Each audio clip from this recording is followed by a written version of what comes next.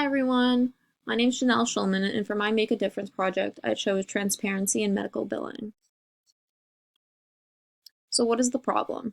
The problem is the amount of money people get billed for being in the hospital when in most cases it shouldn't be as high as it is. By law, people are required to know exactly what they're getting billed for before they get the bill, but a lot of the times this isn't how it happens.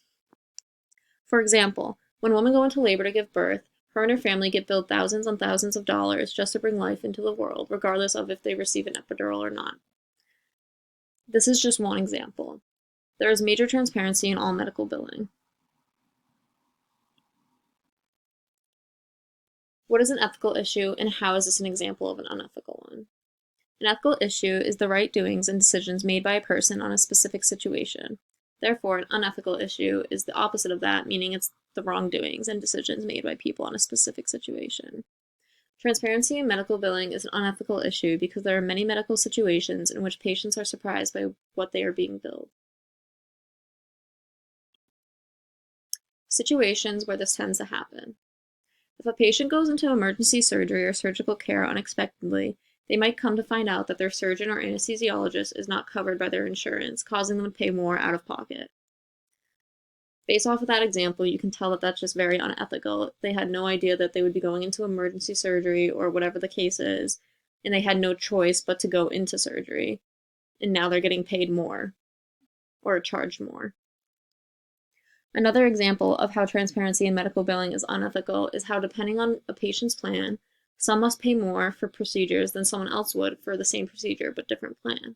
So based off of your insurance, some things might cost less for someone to get a CT scan, but for someone else with a different insurance plan, it would cost them more.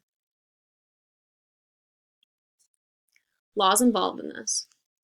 So there's one main law that's involved with this topic, and it's the No Surprise Act. The No Surprise Act is an act that prohibits and protects people from surprise billing if you have a group health plan or if there's a group or individual health insurance coverage. This act was in force as of January 1st, 2022. Still, with this act, there are many hospitals that lack compliance with it. These are some statistics on the compliance of hospitals with this law. So according to statistics, only 14.3% of every 1,000 hospitals are compliant with the No Surprise Act. Only 0.5% of the 3 largest hospitals in the country were in compliance, and just 2 of the 361 hospitals owned by these hospitals were in compliance with the law. Different problem-solving options. Some ways to try and fix this unethical issue is by speaking to a local representative of the government involved with this law and report what hospitals do not comply with this law.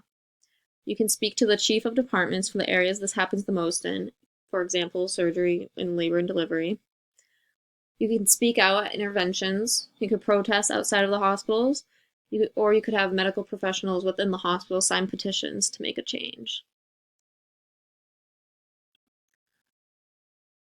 I think the best approach to this is speaking with a representative from the government first and then speaking out at interventions. That way you talk to someone of higher authority, see if anything changes, and if not, go to speaking out. Because I think if people, or if we were to speak out with stats on it, I think people would more likely act upon it and act upon making a change. So why we should do this? We should do this because people don't deserve to have to pay more than what they expect in medical bills just because they weren't told what they were going to be charged for or just because their insurance only covers some aspects of the bill. It's not right if someone's going into emergency surgery and they don't have time to make a decision and figure out what their insurance covers. And then now they have to pay thousands of more dollars just because their insurance didn't cover it. And that's it. So those are my references. Thank you.